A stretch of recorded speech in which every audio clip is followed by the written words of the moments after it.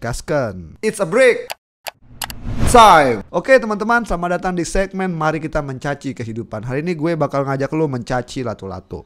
Ya, lato-lato permainan yang lagi viral saat ini. Semua orang main lato-lato cuy. Baik kecil, dewasa, baik bukan orang terkenal sampai orang terkenal. Yang bukan influencer sampai influencer main lato-lato. Sampai anak-anak bocil yang di depan rumah gue setiap lewat tuh tuk tak ada suara lato-lato. Dan alhamdulillah waktu gue bikin konten ini gak ada suara lato-lato. Oke, sebelum kita ngedis lato-lato, ngedis gak tuh? Ya karena gue pada dasarnya nggak suka dengan lato-lato. Karena bagi gue lato-lato sama sekali tidak mendidik, sama kayak TikTok ya.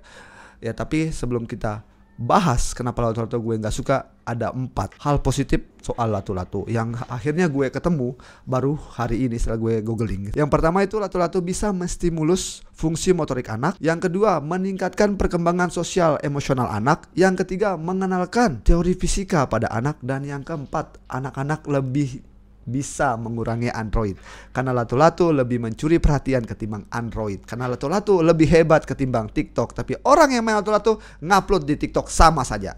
Oke, kenapa gue benci dengan lato-lato? Seperti yang kita ketahui teman-teman, negara mana kira-kira menurut kalian yang ngebuat lato-lato? Ya, kita semua sama-sama tahu. Pada tahun 1960-an lato-lato pertama kali dibuat di Amerika. Dan negara yang pertama membanet lato-lato itu Amerika juga di tahun 80-an. You know kenapa? Karena lato-lato ketika dimainkan di Amerika sana, pertama saya membuat berisik, banyak menyebabkan distraksi di sana kemari. Itu juga meninggalkan luka fatal kepada si pemain lato-lato terutama terhadap anak-anak. Suatu hari ketika ada salah seorang anak di Amerika bermain lato-lato dan lato-latonya itu putus, kena matanya dan mata anak itu hampir buta. Dan baru-baru ini di Indonesia juga ada kejadian yang sama. Dan pertanyaan terbesar gue, coba lu cek tangan anak lu, ada bengkak nggak di sininya?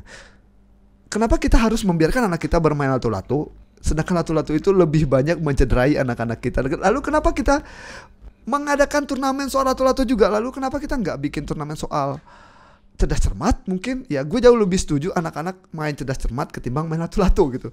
Kenapa lu benci banget lato-lato bang? Ya simpelnya karena meskipun sudah ada 4 tadi hal positif soal lato-lato, di otak gue, kenapa gue nggak suka dengan lato-lato? Ya itu, tidak ada unsur pencerdasan bangsa sama sekali. Negara pertama yang membuat lato-lato pun membanet lato-lato. Lah kita sampai sekarang ini masih main lato-lato.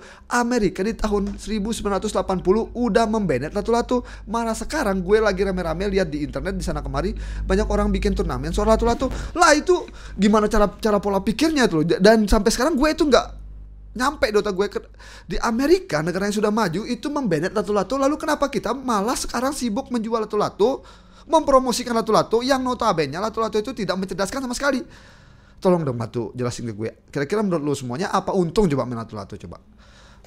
Segi positifnya, anak gue kurang main Android, anak gue lebih banyak sekarang berinteraksi sosial. Iya, itu segi positifnya. Ya ada dampak negatif, ada dampak positif juga. Karena kalau anak kita kebanyakan main handphone juga, benar itu yang keempat tadi, lato-lato itu bisa mengurangi efek Android ya.